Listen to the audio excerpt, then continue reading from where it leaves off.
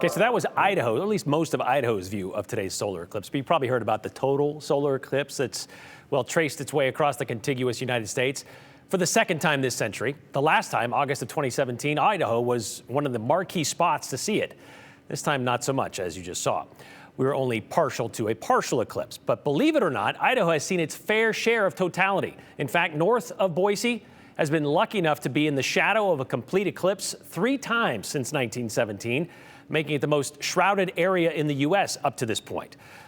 After one just scraped by just south of us in 1889, the 20th century gave the gem state a glimpse of a total eclipse 3 times. The first in 1918, but there wasn't much written about it back then. Nobody seemed to really care, or maybe they just didn't write it down. But there was plenty written about the other 2. Here's a limited look at the history of totality in Idaho. It was the summer of 1945, with the headlines still signaling the status of the war in the Pacific. Those on the home front from northwest Washington to southeast Louisiana were about to witness a total solar eclipse. It was expected to be seen in Idaho on Monday, July 9th, at sunrise, just before 6 a.m.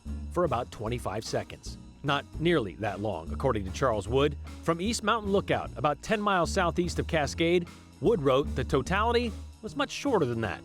Lasted only about 5 seconds. The sun rose in total eclipse, with the corona peeking over the mountains at 6:13 a.m. 45 minutes later, the moon had moved completely past the sun.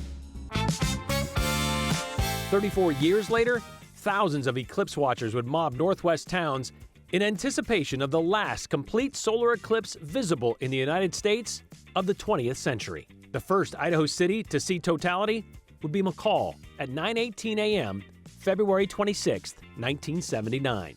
However, this being a rare winter eclipse, clouds got in the way for a lot of sun chasers, including for those who tried to get above them and closer to the sun by heading up to the highest peak nearest to Boise.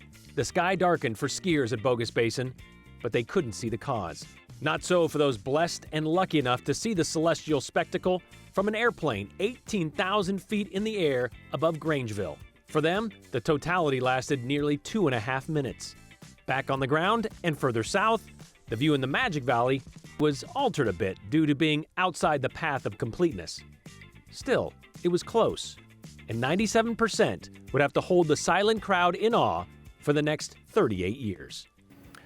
Of course, the 2017 eclipse was the latest, and we did extensive coverage of that day in August. From Weiser to Cascade to Boise, we had you covered, including a 360 story about the crowd that gathered in Cascade, where you can watch the world go dark while watching the reaction around you. Check that out, that video. It's on our website, ktvb.com.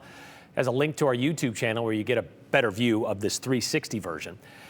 And you might want to keep that link handy, since the next time Idaho will be under the path of totality, June 25th, 2169. Want to wait even longer? Make it a New Year's Eve to remember? Be sure to be around on December 31st, 2252.